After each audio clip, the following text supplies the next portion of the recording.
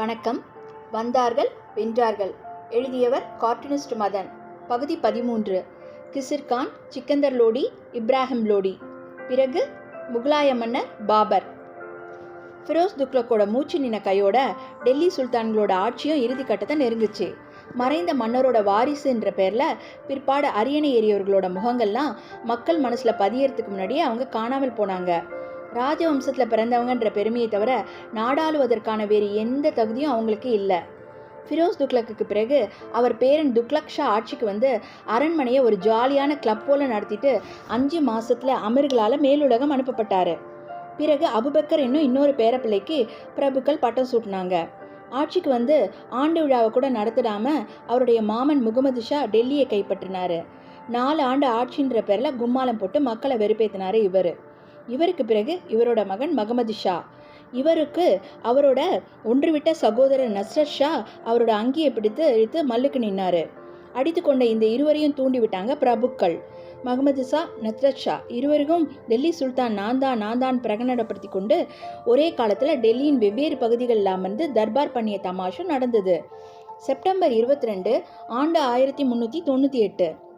இந்த தமாஷை முடித்து வச்சு தரையெங்கும் ரத்தம் பாய்ச்சி வந்து சேர்ந்தான் நம் முதல் அத்தியாய கதாநாயகன் தைமூர்.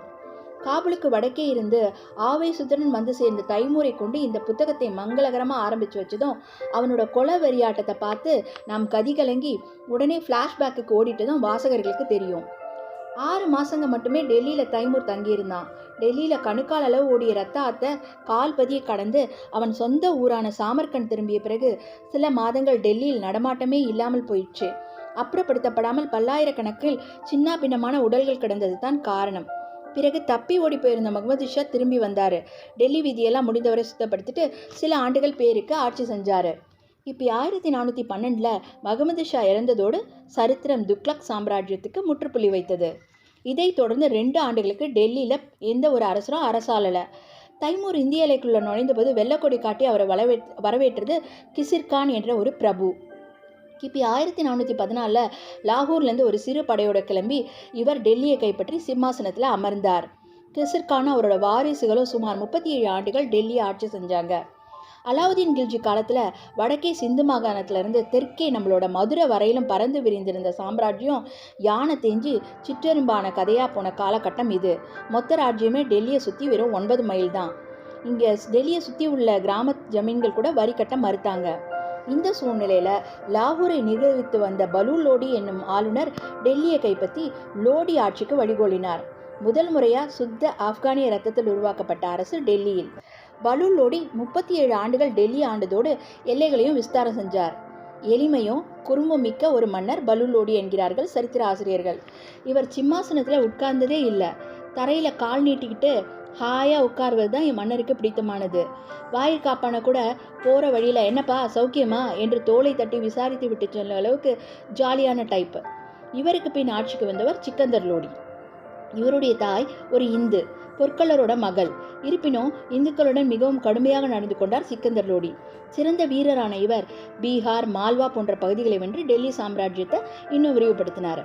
பயணம்னு கிளம்புனா வழியில் உள்ள இந்து கோயிலெல்லாம் இடிச்சுக்கிட்டே போகிறது தான் இவரோட வேலை. யமுனை நதியில் இந்துக்கள் குளிக்கக்கூடாது என்று சட்டம் போட்டார்.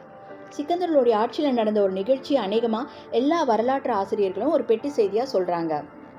ஒரு பொதுக்கூட்டத்தில் பிராமண குலத்தை சேர்ந்த பிரபு ஒருவர் இஸ்லாமிய மதம், இந்து மதம் ரெண்டும் ஒன்று தான், ரெண்டுமே கடவுளிடம் நம்மை கொண்டு போய் சேர்க்கும் மேன்மையான 2 பாதைகள் என்று பேச இந்த செய்தி சிக்கந்தர் லோடிக்கு போச்சு. தர்பாருக்கு கொண்டு வரப்பட்டார் பிராமணர்.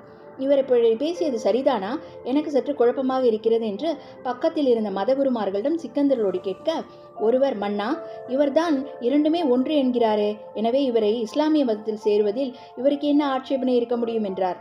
அதானே என்று சிக்கந்தர் லோடி ஆமோதிக்க, 2 மதங்களும் ஒன்று என்றுதானே நான் சொன்னேன், அதன்படி இந்து மதத்திலேயே நான் தொடர்ந்து இருப்பதில் உங்களுக்கு என்ன ஆட்சேபனை என்று கேட்டார் அவர்.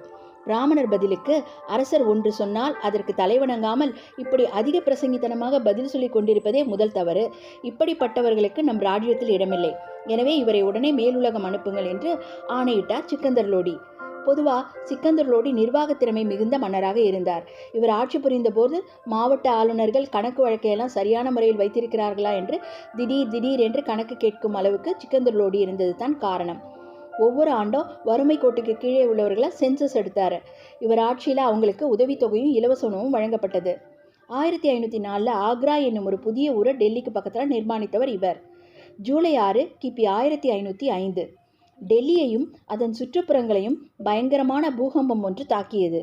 முகலாய சாம்ராஜ்யம் துவங்குவதற்கான வேலை வந்துவிட்டது என்பதை இயற்கை சற்று பலமாகவே முரசு கொட்டி தெரியப்படுத்தியதோ என்னவோ. சிக்கந்தர் லோடி இறந்த பிறகு பட்டத்துக்கு வந்த அவரது மகன் இப்ராஹிம் லோடி சிறந்த வீரராக இருந்தாலும் முன்கோபத்தாலேயே அழிவை தேடிக்கொண்டார். இவரது கொடுங்கோல் அணுகுமுறையை எதிர்த்த ஆட்சேபனை கொடி தூக்கிய சொந்த சகோதரர் ஜலால் லோடியை இரக்கம் இல்லாமல் கொலை செய்துவிட்டு ஒரு கொடூர இலவச இணைப்பாக ஹுமாயூன் என்னும் ஒன்றுவிட்ட சகோதரரையும் சிறைப்படுத்தி சித்திரவதை செய்து கொலை செய்தார். ஆப்கான் பிரபுக்கள் இவர் பொதுவாகவே விசுவாசமானவர்கள். அவர்களிடையே தேவையில்லாத கடுமையுடன் மோசமாக நடந்து கொண்டார் இவர். எதற்கும் உபயோகமில்லாத இந்த ஆட்சியை ஒழித்து கட்ட வேண்டிய தருணம் வந்துவிட்டது. அதை வெற்றிகரமாக செய்து முடிக்க ஒரு திறமையான வீரர் தான் இப்பொழுது தேவை. அண்மையில் காபூலை வெற்றிகரமாக கைப்பற்றி ஆட்சியில் அமர்ந்திருக்கிறார் ஒரு துடிப்பான வீரர், பாபர் என்று பெயர். அவரை உதவிக்கு அழைத்தால் என்ன என்று தௌலத்கான் என்ற பிரபு யோசனை சொல்ல, அப்படியே செய்வோம் என்று ஏகமனதாக தீர்மானம் நிறைவேறியது. ஆப்கானிஸ்தானில் காபூல் அரியணையில் அமர்ந்த கையோடு தன் நெருங்கிய ஆலோசகர்களிடம் உரையாடி கொண்டிருந்த பாபர், எனக்கு நீண்ட நாட்களாக ஒரு கனவு, இந்தியாவை ஆள வேண்டும் என்று என சொல்லிக்கொண்டு இருக்கும் பொழுது, இந்தியாவுக்கு வர முடியுமா, தங்கள் உதவி தேவை என்று தௌலத்கான் தலைமையில் பிரபுக்கள் எழுதி அனுப்பிய கடிதம் பாபர் கைக்கு போய் சேர்ந்தது. இது எப்படி இருக்கு என்கிற பாணியில் வாய்விட்டு சிரித்தார் பாபர். பாபர் வருகை நாளை தொடரும். நன்றி, வணக்கம்.